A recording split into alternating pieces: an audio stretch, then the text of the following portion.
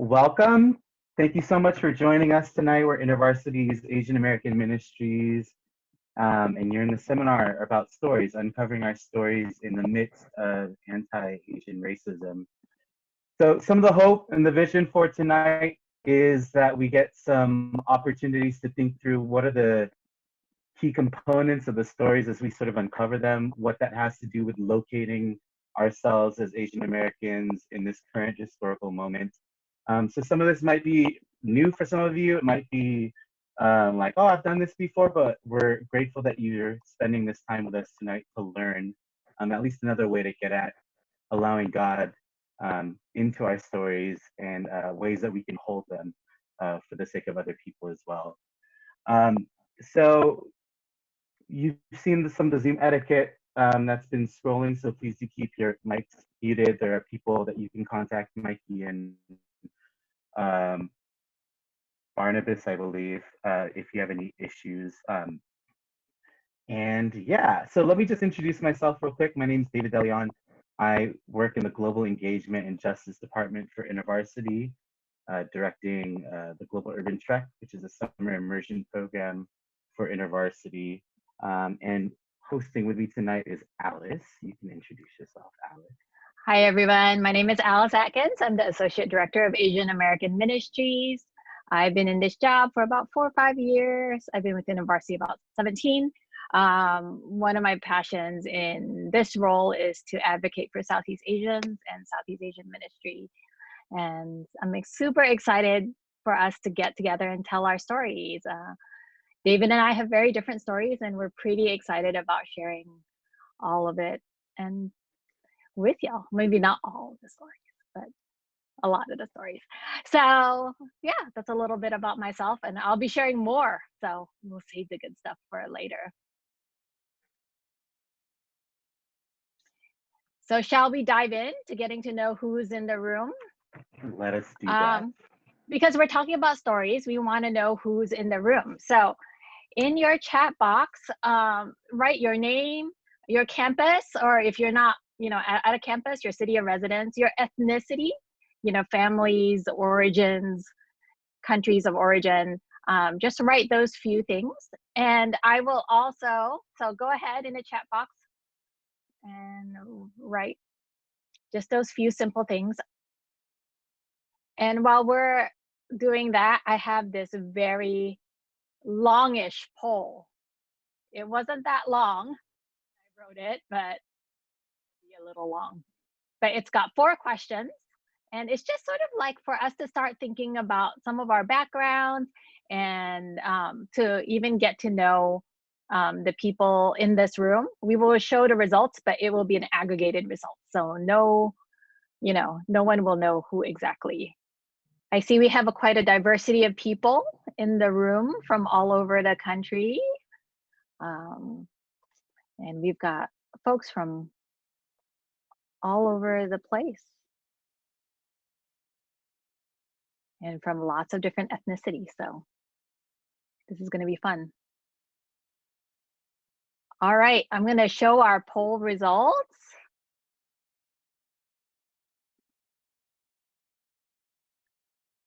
So as we can see here, most of us are second gen. There is no first gen in the room. And then there's a few of us that are, fourth, sixth gen. And then where did you grow up? We have a lot of friends hailing from the South. I see y'all, Texas. Internationally, some in the Northeast, Southeast, Midwest, Pacific Northwest, West Coast. So pretty good spread.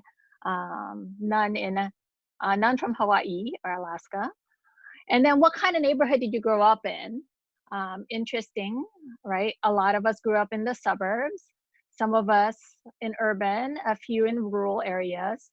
And then 40% had a lot of Asians in where they were growing up.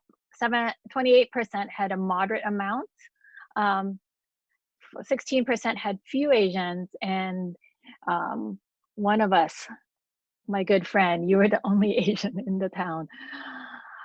How much racism have you personally experienced? A lot, quite a bit, some, a little, or none, right? So it looks like most of us are around a little, um, but quite a number of us are at some. So those are some of the, so who's in the room? And that will, I think, inform us as to how we tell our stories and how we move on in our stories. And so I think, David, are you up next? I am up next. So I'm going to stop sharing the poll results, but we should be able to see them again later if we would like to. So we're going to sort of get to the nitty gritty of why I think talking about stories right now is important, particularly. So I'm going to start off by telling you my story. So you can move to the first slide or so, my part, Sarah. So I'm going to tell at least a part of my story. Whenever someone asks me where I'm from, I inevitably have to tell them my parents' story. That my parents are immigrants from the Philippines and they immigrated in the 1970s. My dad grew up in Metro Manila and my mom grew up in a province in the countryside called Pampanga. So they got married when they were in their 20s. They had my sister, and like really soon after, like days after my sister was born, my dad moves to Chicago, um, sort of trying to pave the way for my family to come. And so my sister and my mom would eventually join him 10 months later. And then they moved to San Francisco. So from Chicago to San Francisco, the coldest place in all of California. Um, and so when I was born, my mom was about 40 years old. She had actually had a miscarriage sometime in between there, and they had been trying to have another child for a long time. I was born in San Francisco, but I grew up in a town about 40 miles outside of San Francisco called Vallejo, California. And Vallejo is kind of interesting because we got a lot of cool, famous people from Vallejo. Um, we got a lot of cool, famous people in Vallejo. We have Natalie Coughlin, who's like an Olympic swimmer, who's like an award, like, like one of the most decorated Olympians of all time. We have E40, who's Earl Stevens, the ambassador of the Bay, like progenitor of some of the hyphy movement and Bay Area rap and hip hop. We got her Grammy Award winning artist, her, whom my wife actually knew when she was like a little kid in elementary school. Um, and so Vallejo's a tricky place because the zip code that I grew up in was actually like the second most diverse zip code in the United States. And I actually grew up around a lot of Filipinos. There are a lot of Filipinos in town because there was a naval base that drew a lot of Filipino families. I grew up in a Filipino immigrant church, in Assemblies of God Filipino immigrant church. And that's where I met my wife. That's where a lot of my family went to church. I went to Catholic school a lot of my life, around a lot of other Filipinos. And the reason that I mention that is because around the time that I was like in high school, um, it didn't occur to me that like I was Filipino, right? I was just around a lot of Filipinos. I saw them a lot. Um, but I sort of started feeling weird types of things about the Filipinos that I was around. It was around the time that I was trying to like take steps of agency in my faith life. And so I was like, these Filipinos around me like acting a fool. Like if it means, acting the way that they do is what being Filipino means to me, then maybe I'm not Filipino or I don't want to be Filipino. And it wasn't until college that I started getting a chance to actually press into why I felt so insecure and weird around other Filipinos, even though I grew up around them. For me, that was sort of some of the journey, letting God heal the ways that I was hesitant to identify with Filipinos. And I'm really grateful that God sort of intervened in that way for me. So why stories? Why are we talking about stories? Why did I just share sort of a mini bio for myself? We're focusing on stories because stories help us to identify and understand our identity. And for our purposes, stories help us to uncover our stories. And that's how I want to talk about identity. Your identity is the stories that you lay claim to. So when we talk about identity tonight, I want us to particularly think about the stories that have shaped you, the stories that have formed you, the stories that have been passed down to you, the stories that you carry in your very own body. Um, when I explain to people that I'm a Filipino American, what I'm saying is that the stories that have formed me flow from my immigrant parents who grew up in the Philippines themselves. They flow from my grandparents before me. My story has been shaped by their lives in the Philippines, even though I didn't live there, both in the countryside and in the city. Um, my story has been shaped by the ways that my parents have tried to live out being a Filipino in the United States, in a brand new country that was not their own. And by laying claim to my parents' story, what I'm eventually even sort of saying that has shaped me are the very histories that have shaped my family's country of origin, the Philippines.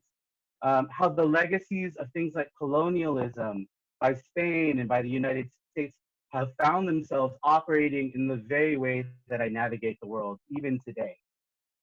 The stories of the United States have shaped me as I've grown up here, right?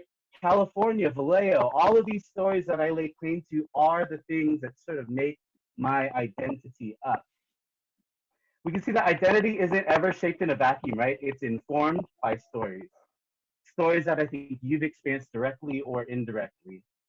And the thing is that stories are always happening, right? My parents brought a particular set of stories, a particular identity with them to the US. There were stories going on here before they even got here. Some of those stories are personal, some of those stories are familial or communal. Some of those stories operate throughout the consciousness of a whole people group, a whole history of a country that my parents' stories were sort of coming up against. We see how stories help form identity in scripture. This is true in the Old Testament, right? Where we see the persistent call to the Jewish people throughout time and time again, especially in the Torah, right? Or the Pentateuch, the first five books of the Bible, to remember that it was God who rescued them from Exodus. That remembering and clinging to this story was supposed to shape the way that they lived and conducted themselves. And I think this was especially poignant for the Israelite and Jewish people who experienced the destruction of exile generations later on. It was in exile when the Jewish people started actually writing scripture down. And what they were doing is they were remembering these stories collectively from their past that had been passed down from generation to generation, asking, God, what do these stories say about us?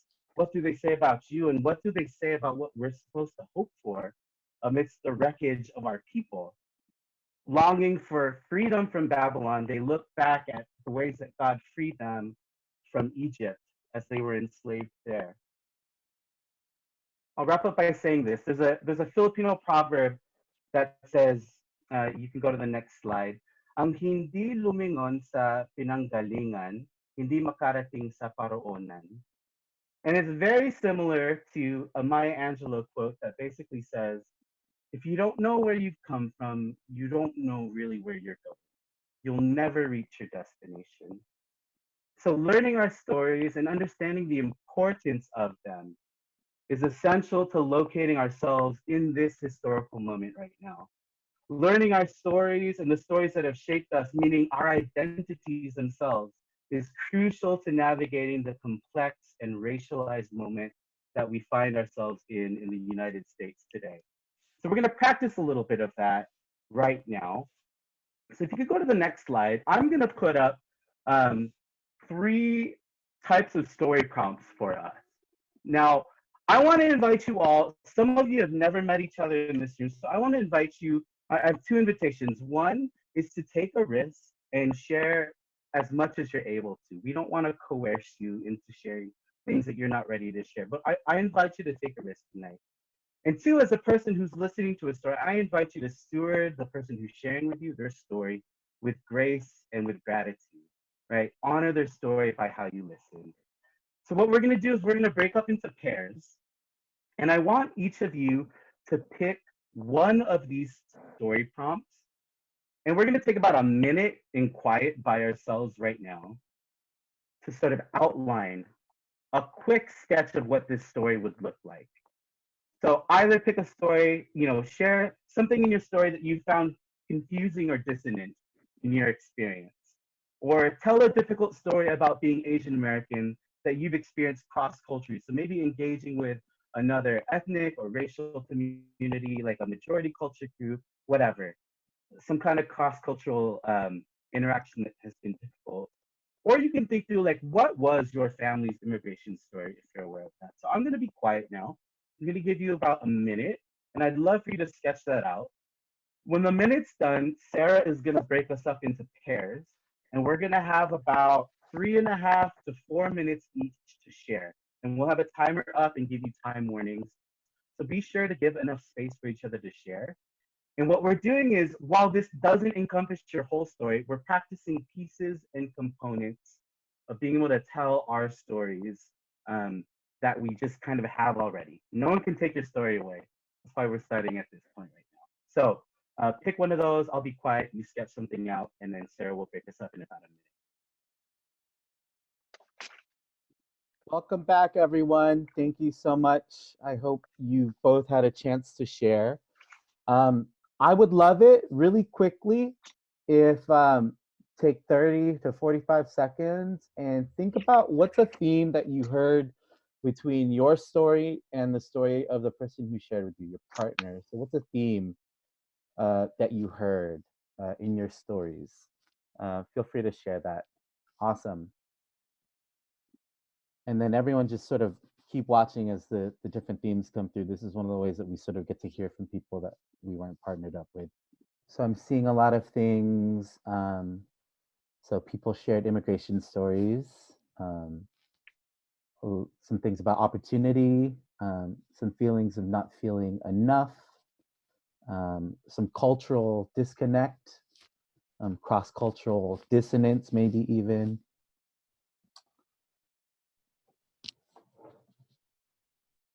Awesome. Well, folks, finish up, wrapping up, type in your things as soon as you get the chance.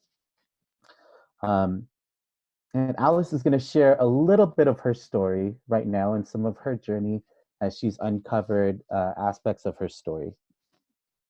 Yeah, I love this story framework because one, as David said, no one can take away your story. Our stories are so different.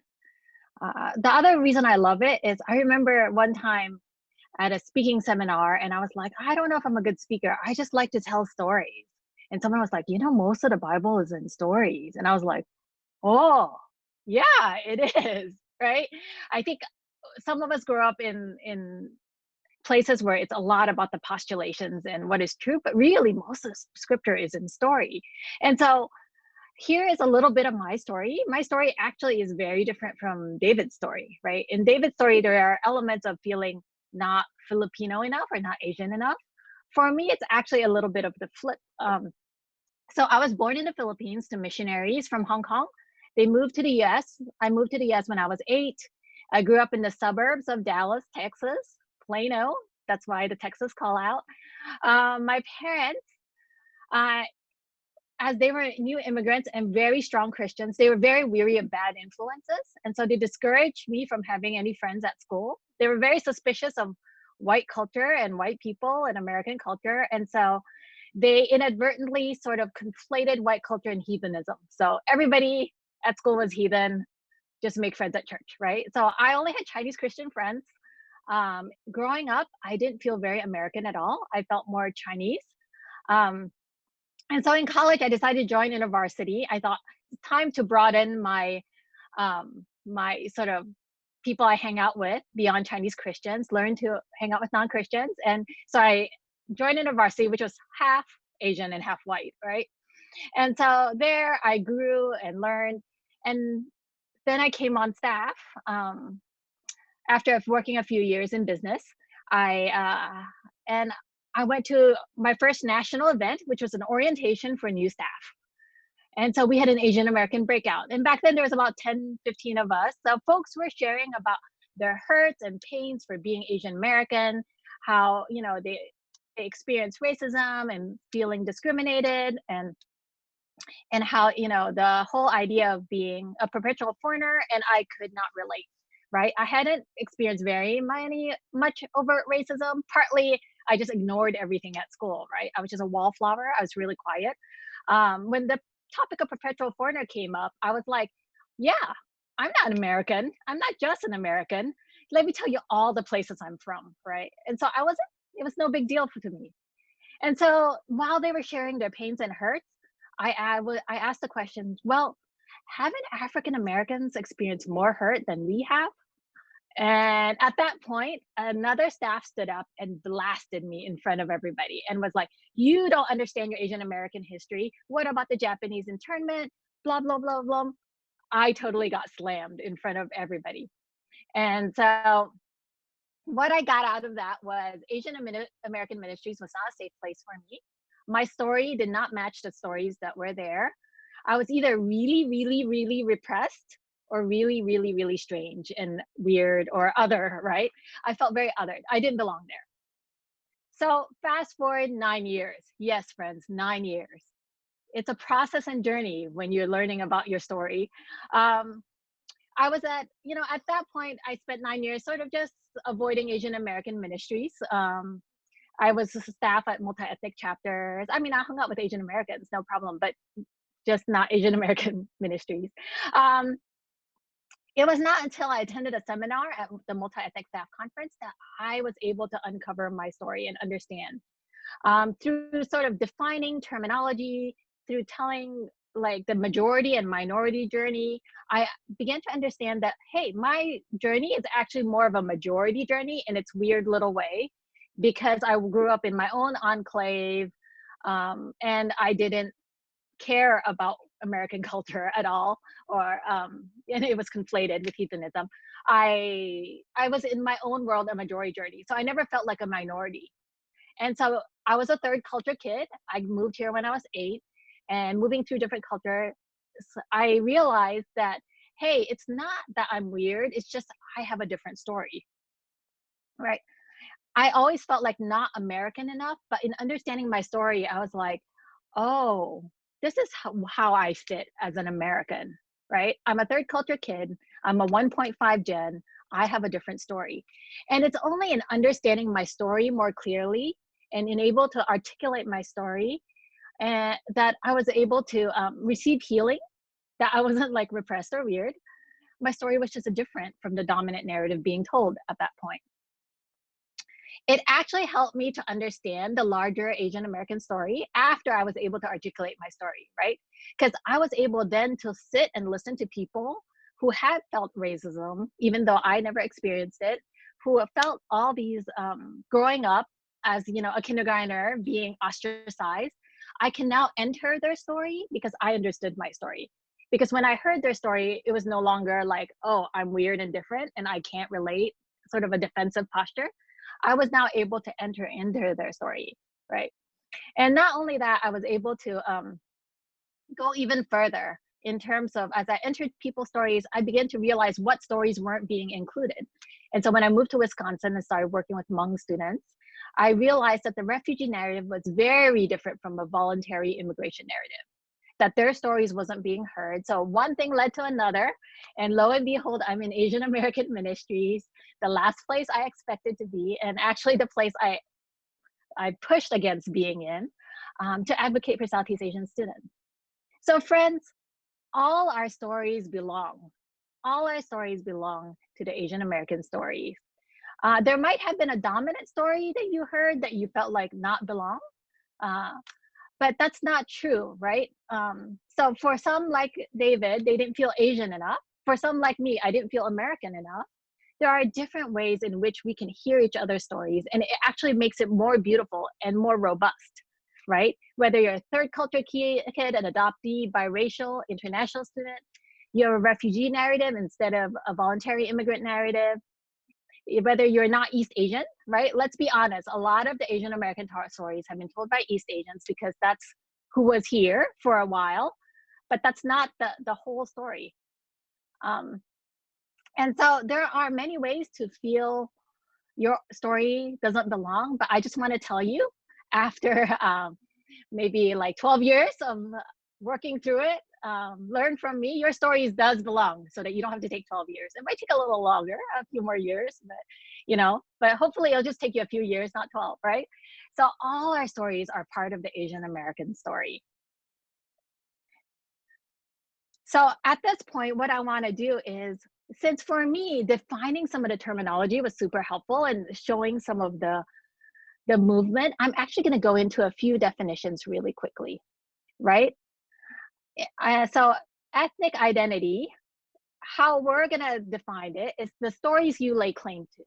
The story of the people that your family comes from, it's the shared common story. Culture is the way people live out their stories and identities in a particular place, time, and people through things like relationship patterns, behaviors, customs, food, and language. Race refers to social meanings and judgments associated with skin color, the way you look, right? And so it's a myth, it's like a made up concept, but racism is a reality, so we still have to talk about it. And so if you have more questions about that, we will have a Q&A afterwards that you can talk more, we can talk more about it. The best way I explain racism is for adoptees, if you're like an adoptee from Russia, nobody ever questions your belonging in the US, right? But if you're an adoptee from Korea, then all of a sudden you get all these comments as you grow up about your belonging. So that's the best way to, for me, a very practical way to understand race, that the way you look affects your experience in this country. And then another two more caveats is that stereotypes, like a lot of us are afraid of stereotype, but there's a difference between stereotype and archetype, right? A stereotype is from outside, it's usually restrictive, it's very sort of accusative. Archetypes are actually like, it allows us to have an understanding of our cultural norms, customs, and values without limiting it into a stereotype, right? So, for example, being very direct, an archetype in Chinese culture for women is quiet, you know, but if you assume that all Chinese women are quiet, then that becomes a stereotype.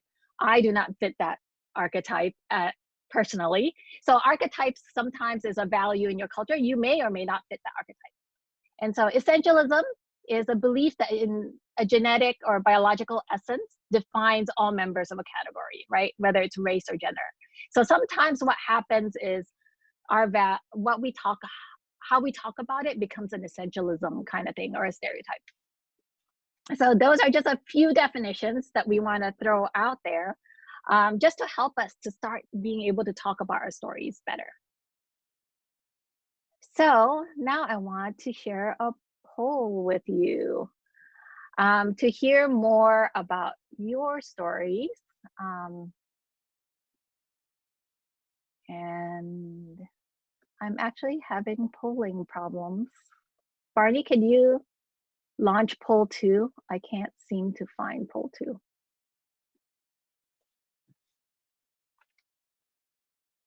So there are 3 questions. So if you fill out those 3 questions, and then we can share the answers. And again, it's anonymous, so feel free to share however. What do you see, Alice?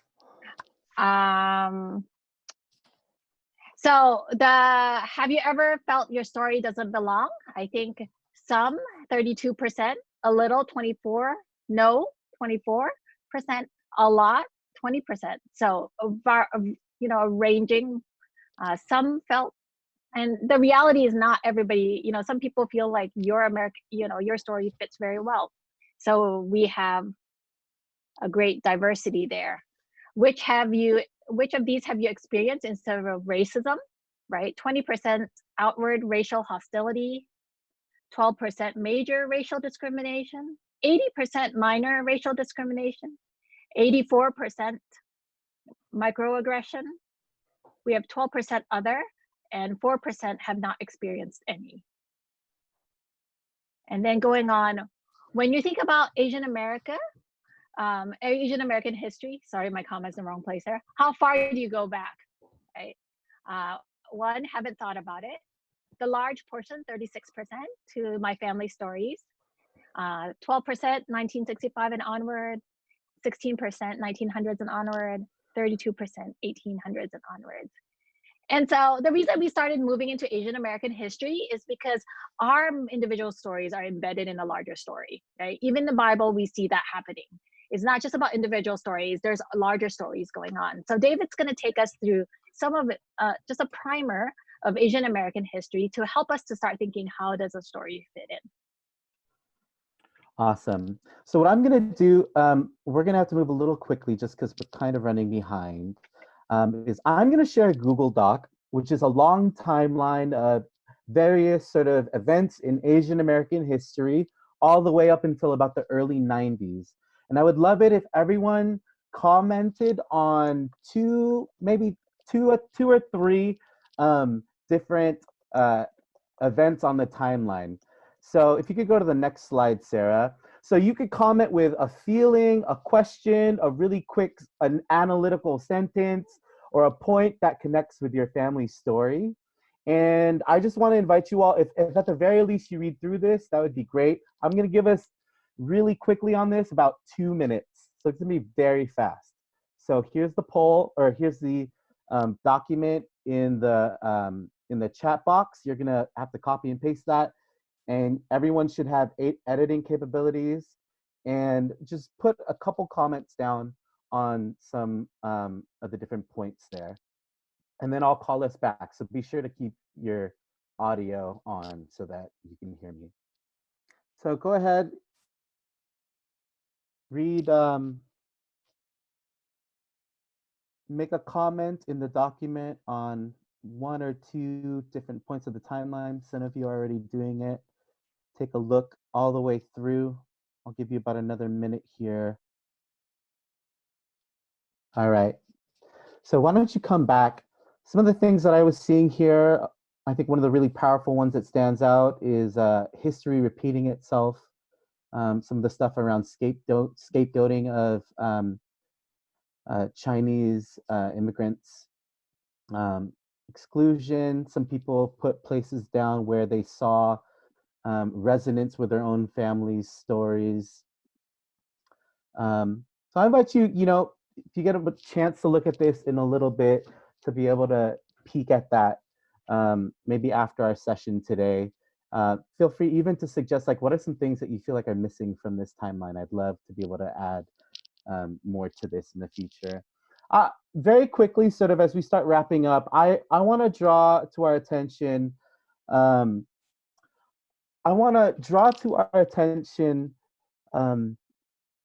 a few broad strokes of Asian American history, things that you saw here in this timeline.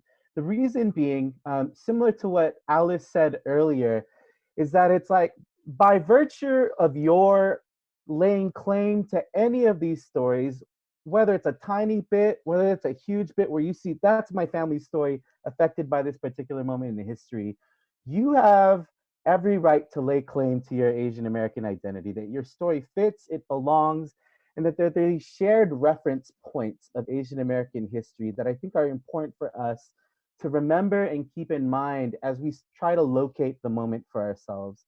The first broad stroke that I'd say is obviously migration, right? There is no person who's here who hasn't migrated. And very often migration was tied to labor, right? We forget that the story that was happening in the US right as Chinese immigrants started first coming, Chinese laborers, was the abolition of slavery. And so the question in the US was always, well, where do we get the next source of cheap labor, right? That eventually led to the Chinese Exclusion Act. And it was like one ethnic group after the next. We don't want Chinese folks anymore.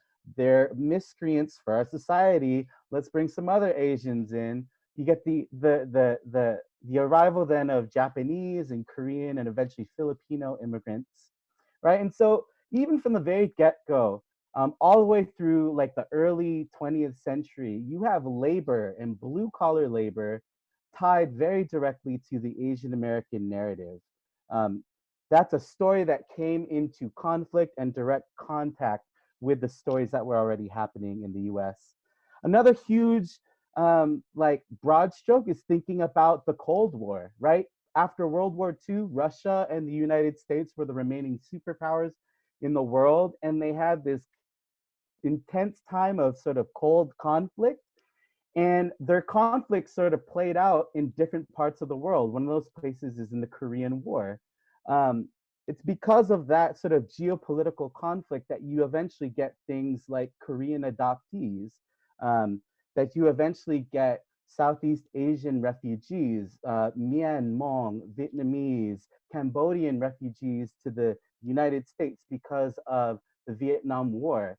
That the Cold War was a huge period of time that shaped the fortunes and the futures of countries all around the world. And a lot of us owe our being in the United States right now to this major geopolitical conflict that happened throughout the 20th century. Finally, the last broad stroke that I want to show is the Civil Rights and Immigration Act of 1965 as some of a combination of Cold War pressure. Russia's like, the US ain't that great. Like, they don't take care of their people of color.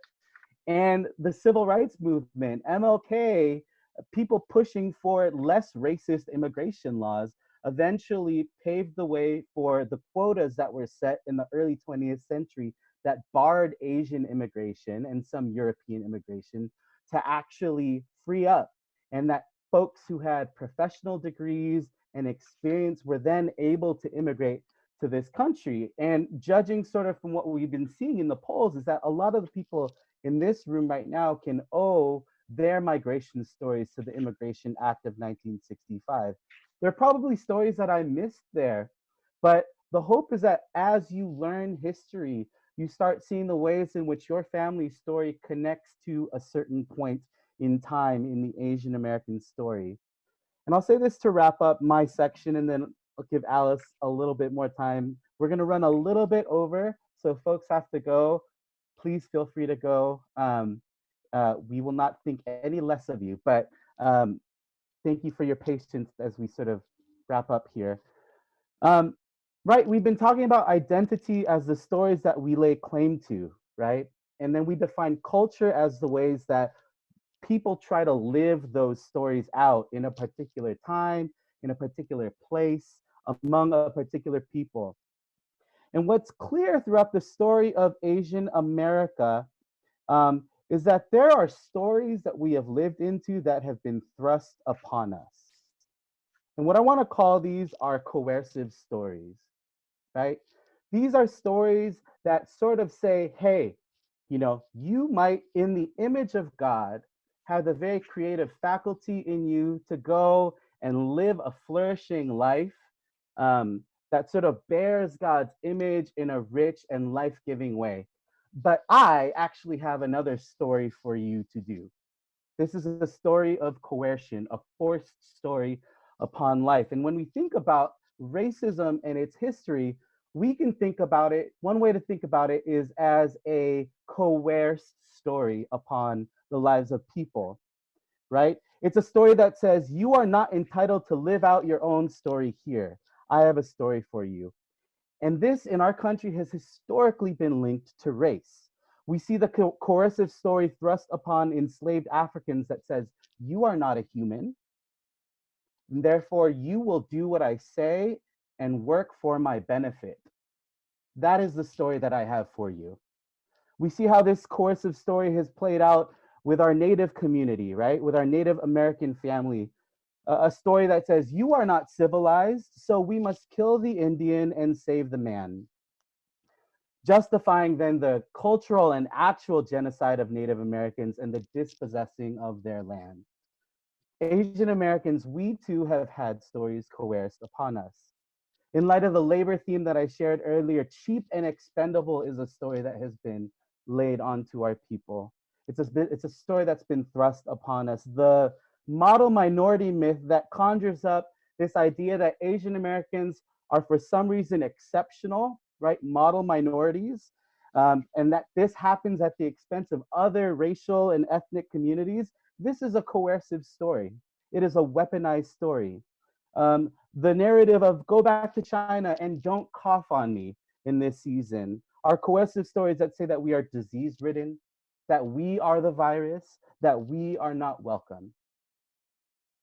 Having a grasp of history, then, seeing the broad scope of what has happened in our collective story as Asian Americans helps us to read the stories that are happening that are coercive right now for what they are, that they are stories that are not from God. In knowing our stories, we're able to frame this current moment in history not as something new, but as something that's always been going on. Knowing that stories and histories in our country have informed the very cultural and historical moment that we're in, of the xenophobia, of the ban on immigration that's currently happening right now. This is all a part of the same story. And as we'll see as Alice wraps up for us, allowing God to work in us and through us to create and tell better stories with our lives is what we are invited to. Stories, lives, and identities that are marked by flourishing, by justice, by good news, and not by coercion and oppression. So if you want to think about another way to think about racism, you can think about it in light of a story that is being forced upon a particular people. Um, we know that we give and offer our stories to God because there's some healing that kind of has to happen in the brokenness of our stories, right? We offer our stories to God so that God can make us whole, that we could then become people who learn how to hold the stories of other communities well, whether it's Asian Americans over there that I don't know very well who are experiencing really obvious forms of racism and oppression right now, or even if it's learning to identify with other communities, other marginalized communities, whose stories we have no chance of holding if we do not learn to hold our own stories with both grace and the hope for healing. It's only in this opportunity, right, to mine through our stories, to ask God, where were you in these stories? Where do I need you to show up? That we're able to actually live into a healing posture, to be able to call out these coercive stories in our nation and in our history, right? And the hope is not that we're victims of history itself, but that we're actually able to write better stories as we continue to sort of live on through the generations here in our country. That we can live better stories out that reflect both the beauty and creativity and healing that God offers. Um, so we're wrapping up now. There we go, Alice. Do you want to add anything, Alice, before we close here? No. Just a reminder. Huh? I was like, I was hoping Just you were going to say something, but go for it. just a reminder that we are staying for another half an hour if you want to talk more about stories and if you have Q&A. I do think knowing our stories really matter. As you've heard from our stories, it really invites us to bring healing from Jesus, enables us to understand other people's stories and to partner with God to bring healing to others, right? And so we do have 3 invitations for you in this. And that is, first one is to learn to tell your family stories, learn your own story, right? And to write out your own story. What parts are familiar? What parts need to be filled in, right? Reach out to a storyteller in your family. And sometimes it's actually others, aunties and uncles that are willing to tell stories, not your parents, right? So, and then process your story. Find a safe place to process with people. You know, what parts need healing and wholeness. And then partner with God to bring healing to others, right?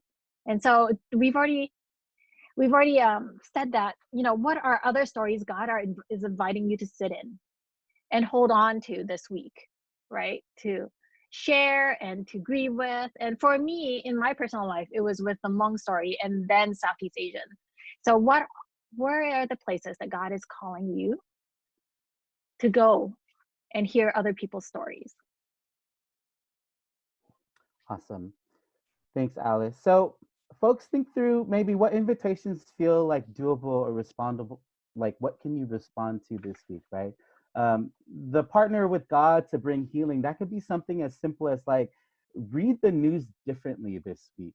As you read the news about sort of the ways that COVID is affecting different communities in our country, um, how does God invite you into a posture of lament to hold their story, not at the expense of your own story, but alongside the ways that you are choosing to hold and tell your own story.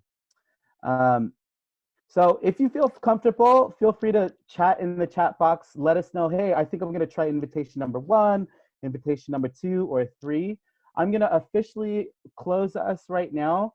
And I'm going to pray a quick prayer of blessing over us. So wherever you are, open your hands up to receive a digital blessing from right here. God, you are the author, the beginning and the end of all of our stories. We find all of these in you, God. So we offer our stories up to you, God, to do with them what you want, to heal what you want, to use them for healing. God, would you help us to have an eye for the coercive stories in our world today? Would you help us to hold our stories for what they are and to present them as gifts to our community and ultimately to you? Thank you, God. We pray this in your name. Amen.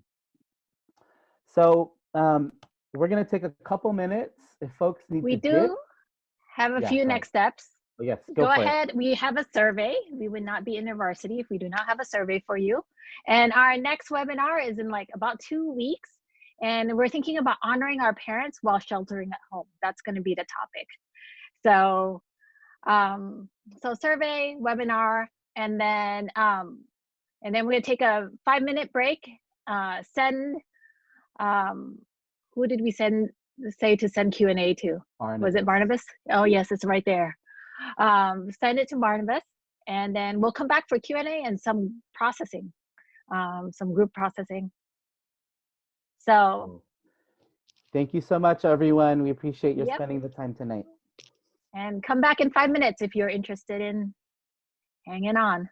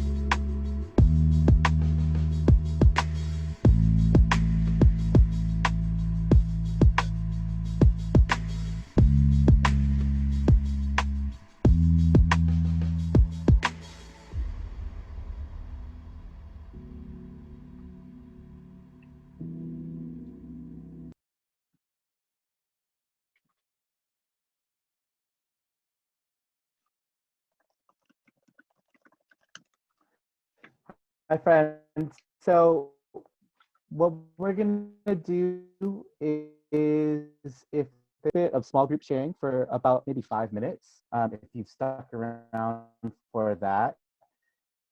So we'll do maybe groups of 3 or 4, and we'd love to hear out of the content in our seminar tonight, things that you're still processing, things that you have additional questions with.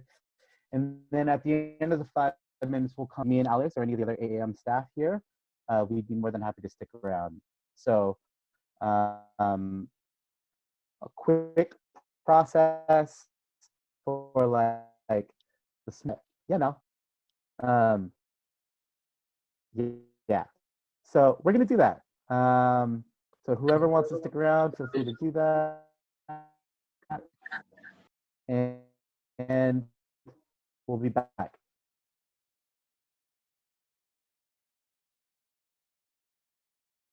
Hi, everyone. Hi, Welcome back. everybody. I think everyone is back. There are a few of us now that it feels like you can unmute likely.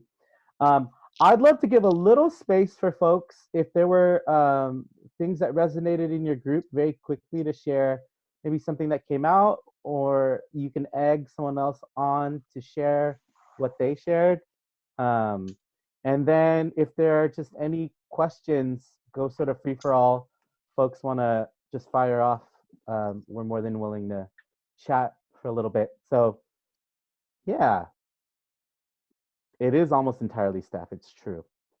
But folks who aren't, I'm so glad you're here. So yeah, so things that were shared in your group, would love to hear what y'all talked about very briefly.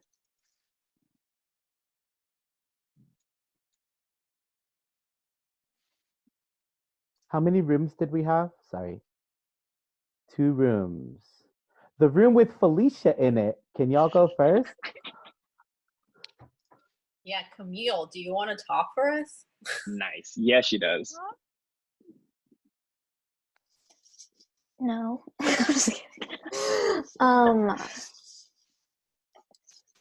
I think we had some shared experiences and also different experiences. I talked a little bit about trying to talk to my parents about their immigration story, but having a little bit of like not a lot to work with asking about it.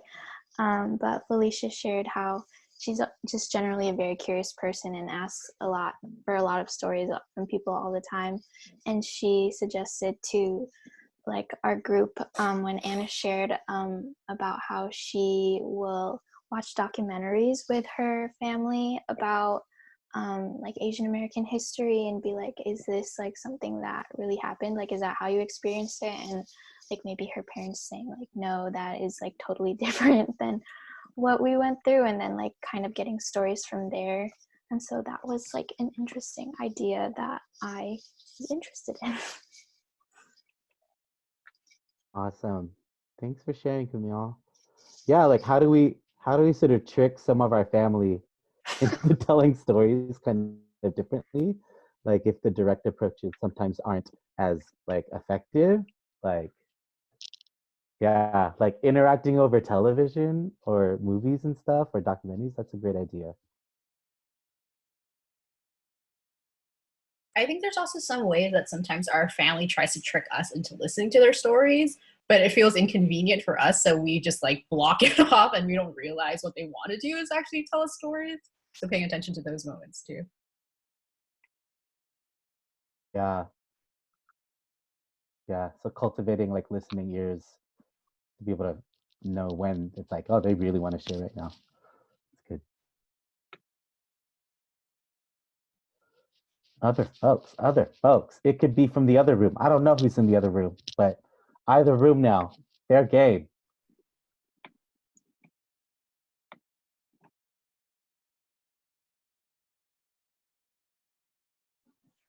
Cool. That's totally cool. Okay, go ahead. Be the people. We forgot what was like on the slide before, so we just talked about what stood out to us. That's I feel exactly like what you were supposed to do. That's good. nice. I think there's a lot of that was felt throughout the whole thing, and things that like stood out to us was like just a lot of the, I feel like, new ideas or new definitions or language that was entered in. We're appreciative for you guys even like having those definitions of like ethnicity and race, and so on. Especially I think ethnicity for Jeremy, he talked about how like that definition actually felt pretty healing for him and he felt seen. And then even just what is the choruses, the stories that are thrown upon us, and like how we may have like not even thought about that before, even with the model minority. Like we know that model minority is a thing, that ain't good, but we didn't think of it something just thrust up upon us, and how that was like something to ponder on to and see how we may have lived into that story and how maybe we can go against that too. But yeah, I think that was like in general. If anybody else wants to say anything that I missed, please do so. Thanks, Wida. I thought you were gonna go we out here when you said we, but We are out here. We are out here. Well, we in here. it's true. Give the people what they want. We to. Any other folks want to share? And then if any people have questions, stuff about particular things that came up that you're still wondering about, Alice and I and any of the other staff would love to yeah, answer those questions. What resources do you guys have for people who want to do more exploring? I mean, I would read books. Like, so I think the most important book that I've read in the last few years, it's kind of old now, is The Making of Asian America.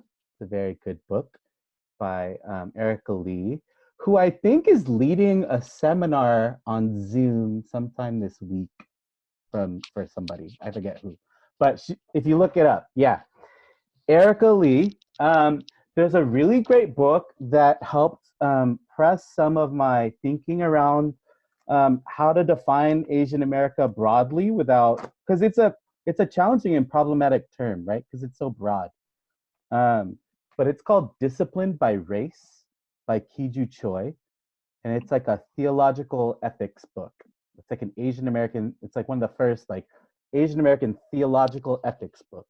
So Disciplined by Race sort of helps to think through like, in what ways is the category of race complicated for Asian Americans? And it does a really good job at sort of using like different like literary and like media resources as its source material for like theologizing and doing ethics. So it, like in Eddie Wong, like interview with Anthony Bourdain, or like, you know, so it's like things like that. So it's cool. Disciplined by Race, yes. Couple good books. And then, you know, like the practicing, figuring out what ways are your family most receptive about sort of like figuring out how to hear their stories and whatnot. Any other book suggestions or anything else? I really liked Yellow by Frank Wu. Yeah. It's a little bit more academic, but like Classic. there's so many things in there that I was like, you're putting names and words to things that like I've only been thinking about. Yeah. There's a really cool American theology. Hold on one second. I'm trying to remember it. So like Peter Phan, who's a Vietnamese theologian, wrote this great Journeys at the Margin toward an autobiographical theology, sort of just different theologians of different Asian American ethnicities sort of reflecting on their experience. Is a good one. Peter Phan, Journeys at the Margin.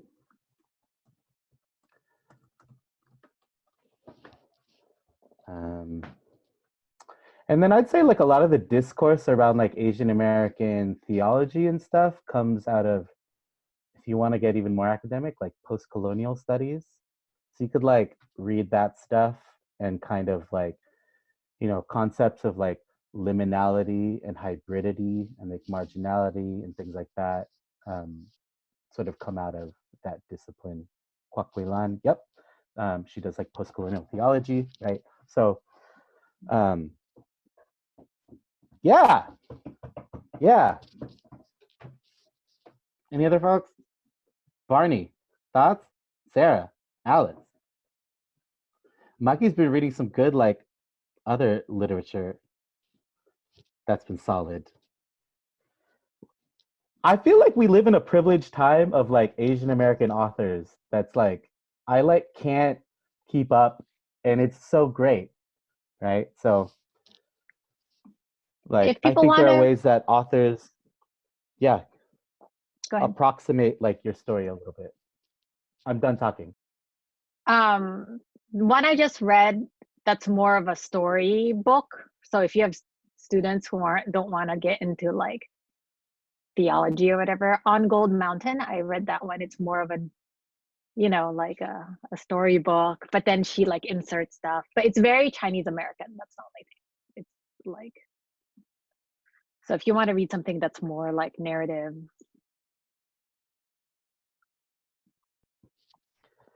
Other questions, folks, or other suggestions from anyone else who's like, oh, this has been a good thing to read or like consume media wise?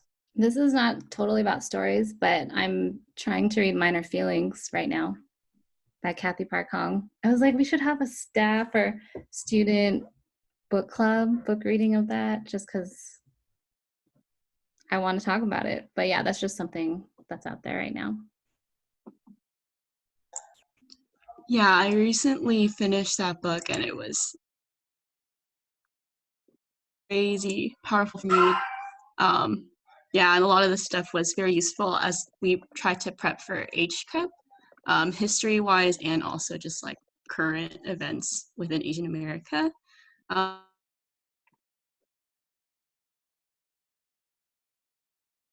The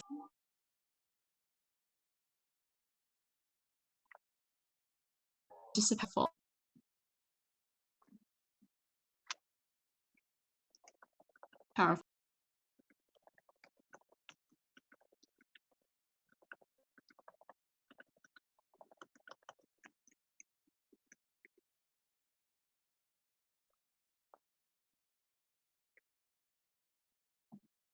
Sad. I feel like she hasn't broken up at all. Oh, you're back, Oh, Mikey. can you say that last thing again, Mikey, and maybe turn your video off just in case? Okay, can y'all hear me? Oh yeah, you're now? good. Yeah. Go for it. Yeah, well, I don't know where it cut off at, but basically, like the title of the book, like Minor Feelings itself, is a way to describe like a lot of the feelings that Asian Americans have internalized. I can't really put it into words, but rather it being like major feelings. These are also like minor feelings that we like internalize as well. So it was a very like good book to give definition to a lot of the things that we may process as Asian Americans. Nice. Any last questions or last thoughts, folks? Things that folks are wondering about or wanted some clarification about? We're a little over, so we'll wrap up pretty soon, but wanted to give one more chance.